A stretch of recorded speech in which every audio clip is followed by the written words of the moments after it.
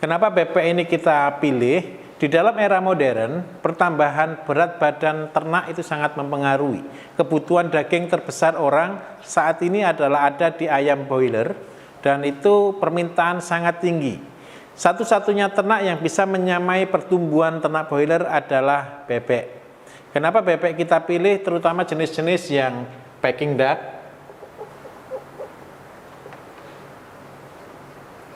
Kita pilih karena apa? Dia punya pertumbuhan yang cepat.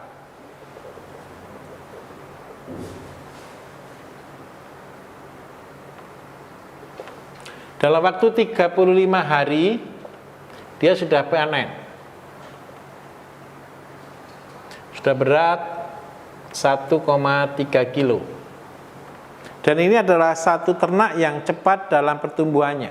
Kemudian yang kedua, keuntungan bebek adalah dia bisa kita membuat multi breeding dengan peternakan dan dengan pembesaran sekaligus. Bebek ini kita pilih karena apa? Karena dia cepat. Kemudian yang kedua, dia lebih rendah resiko dibanding dengan yang lainnya. Ketika saya memulai dengan bebek, waktu itu saya berpikir ini sangat sulit. Karena apa? Pakannya sangat banyak. Dia punya rasio pakan untuk menghasilkan 1 kilo daging. Dia membutuhkan 4 kilo pakan. Jadi untuk menghasilkan 1 kilo daging, dia butuh 4 kilo pakan. Kelebihannya bebek adalah dia menggunakan pakan yang kurang bagus sekalipun is okay untuk pakan bebek. Jadi dengan protein yang lebih rendah, dia masih bisa terima. Nah, bagaimana cara untuk kita bisa melakukan sistem integrated antara bebek dengan puyuh, dengan kambing, dengan ayam, adalah kita lakukan dengan sistem seperti ini. Ketika kita punya bebek, kita lebih baik kita mulai dari induk dulu, 10 induk bebek. 10 induk bebek betina. Ini sudah sangat luar biasa. 10 induk betina ini kita sudah cukup untuk melakukan proses pembuatan breeding. Apa alasannya? Kita mulai dari 10 ekor yang setiap hari bertelur antara 50 sampai 60% maksimalnya. Berarti setiap hari dia memproduksi telur antara 50 butir telur. Kita crosskan, kita kawinkan dengan itik pedaging unggul. Kita bisa pakai Peking duck atau kita bisa pakai jenis-jenis yang lain, Campbell. Ketika kita menghasilkan konsep ini sangat mendukung di dalam integrated farm saya. Karena apa? Di dalam salah satu konsep integrated farm yang diperlukan adalah breeding. Semua yang ada di dalam integrated farm yang kita pelajari, semua benih harus diproduksi sendiri, tidak boleh beli. Jadi ketika kita mulai start awal, kita walaupun jumlah sedikit, tapi kita akan membuat produksi yang besar dari sana. Jadi kita mulai dari 10 ekor induk bebek dengan penghasilan telur sekitar 50-60% per hari. Jadi dia bisa menghasilkan telur sebanyak 5 butir telur per hari. Dan itu kita akan tetaskan. Kelemahannya bebek, minta maaf, dia memerlukan listrik. Karena dia tidak bisa mengerami telurnya sendiri. Ini jeleknya bebek. Jadi kalau kita pelihara bebek, biasanya harus memerlukan listrik. Karena apa? Dia untuk penetasan kita memerlukan hatchery. Nah, setiap hari kita bisa produksi 5. Kalau 1 bulan berarti kita menghasilkan telur 150 butir. Kita bisa mendapatkan hasil untuk induk 25%-nya. Berarti kita bisa mendapatkan sekitar 30 sampai 40 ekor per bulan. Ini pun kita bagi lagi, kita seleksi ulang untuk induk. Jadi kita bagi 50%, kita kalikan 50%. Jadi setiap bulan kita nambah 15 ekor benih untuk induk.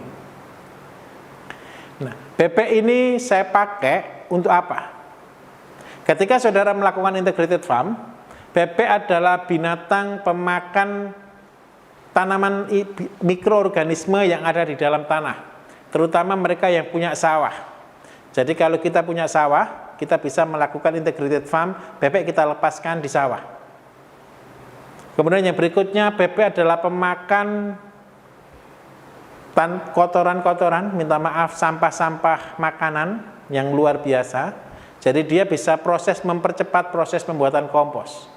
Kemudian yang ketiga, kelebihannya bebek adalah satu-satunya ternak di muka bumi yang mempunyai kotoran yang bisa langsung digunakan untuk pakan ikan adalah bebek. Jadi ketika saya melihat di alam, ketika bebek itu berenang di atas sungai, maka seluruh ikan akan mengikuti dia. Kenapa kok hal itu terjadi? Ketika dia buang kotoran, seluruh ikan akan makan kotorannya secara langsung. Berbeda dengan kotoran ayam, berbeda dengan kotoran kambing, berbeda dengan kotoran puyuh yang harus memerlukan proses fermentasi untuk kita jadikan pakan ikan, tapi kalau kotoran bebek bisa langsung dengan jumlah perbandingan yang tertentu, tidak dalam jumlah kotoran yang banyak. Tapi dengan perbandingan tertentu, bebek sangat bermanfaat di situ. Jadi kalau kita lihat perbedaan, apa sih perbedaan utama antara bebek dengan ayam dengan puyuh? Perbedaan di dalam sistem metabolismenya. Bebek adalah sistem metabolisme langsung, dia sangat sederhana. Jadi kotoran, pakan masuk, keluar jadi kotoran sangat cepat. Karena itu, kenapa Tuhan ciptakan bebek itu ada di daerah berair? Karena dia untuk membuat pupuk dan mengurai satu mikroorganisme di dalam tanah dengan sangat sempurna. Itu bebek. Kemudian yang kedua, bebek ini juga bermanfaat bagi tanaman padi dan tanaman-tanaman air lainnya adalah untuk membunuh hamanya. Ada belalang, ada keong, ada cacing-cacing yang tidak baik di dalam tanah. Maka ketika bebek kita lepaskan, dia akan betul-betul menggemburkan tanah. Jadi di China sudah mulai dikembangkan integrated farm antara padi dengan bebek. Bebek dilepaskan sampai tanaman padi berumur 2 bulan. Setelah 2 bulan bebek masuk kandang. Ini yang dilakukan. Tujuannya untuk apa? Untuk memakan rumput yang baru tumbuh, kemudian untuk makan keong, untuk makan hama-hama yang ada di bawah tanaman padi. Ini tugasnya bebek. Kemudian kelebihan lain apa kalau kita mempunyai bebek? Adalah kita mempunyai penghasilan harian yang luar biasa. Jadi kemarin ketika saya di Nias, saya melihat orang-orang sudah mulai praktek antara padi dengan bebek. Jadi bebek dilepaskan di tanaman sawah itu sebelum dia panen. Jadi umur tanaman 1 minggu sampai umur 60 hari dia dilepaskan, dan itu sangat membantu sekali di dalam proses pertumbuhan padi sendiri. Tidak perlu takut, bebek tidak akan makan batang padi. Bebek tidak akan makan batang padi. Tapi nanti ketika tanaman sudah mulai berbuah, bebek jangan dilepas, dia akan makan buahnya padi. Karena itu ketika umur 60 hari dia harus masuk kandang. Jadi tugasnya bebek ini, ketika kita punya mesin penghasil telur yang luar biasa seperti bebek, ini akan menguntungkan kita. Kenapa kok ini begitu menguntungkan? Karena dia akan bertelur selama 8 bulan sepanjang tahun. Jadi kalau ayam kampung 1 tahun cuma 40 butir, tetapi kalau bebek ini 1 tahun bisa keluar 8 bulan kali 10, 8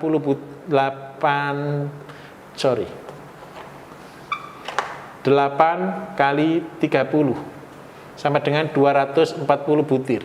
Kalau ayam ini bebek, kalau ayam 40 butir sampai maksimal 100 butir per tahun. Ini perbedaannya. Jadi karena itu kalau untuk memproduksi daging tercepat adalah bebek.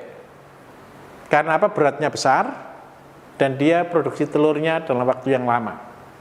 Dibanding dengan puyuh, puyuh menghasilkan daging cuma maksimal 1 ekor 150 gram, sedangkan bebek bisa menghasilkan 1,5 kilo.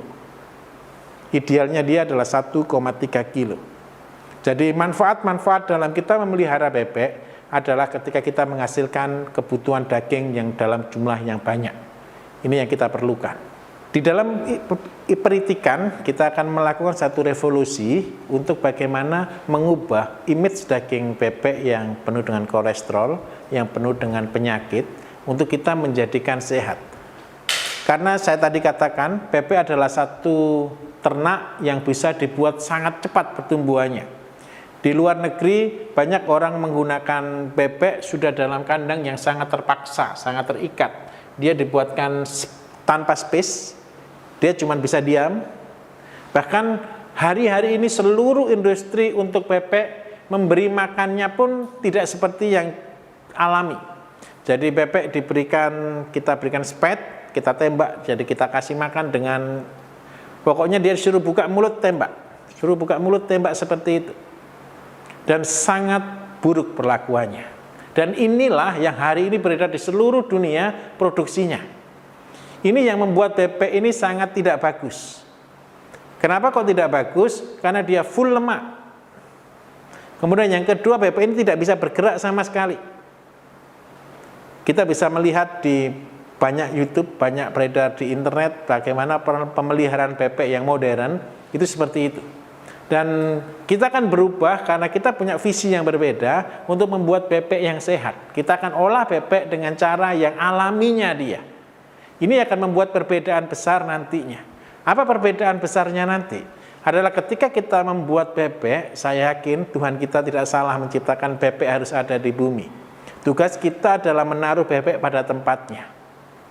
Dan ini yang akan kita lakukan. Kita menaruh sebagai pengelola kerajaan surga, kita akan mengelola apa yang sudah Tuhan ciptakan, kita taruh pada tempatnya masing-masing. Sehingga terjadi satu proses kembali ekosistem dengan caranya Tuhan. Dan ini yang akan membuat perbedaan besar nanti di dunia ini. Dan produksinya akan memang tidak sefantastik yang seperti cara modern, tapi kita akan bisa menghasilkan penghasilan bukan dari keuntungan secara tidak benar, tapi kita akan mendapatkan penghasilan dengan cara yang baik dan berperi kehewanan. Jadi kita menghormati ciptaan Tuhan, kita mendapatkan hasil yang baik dari sana dengan perbedaan konsep pemeliharaan. Ini yang kita lakukan.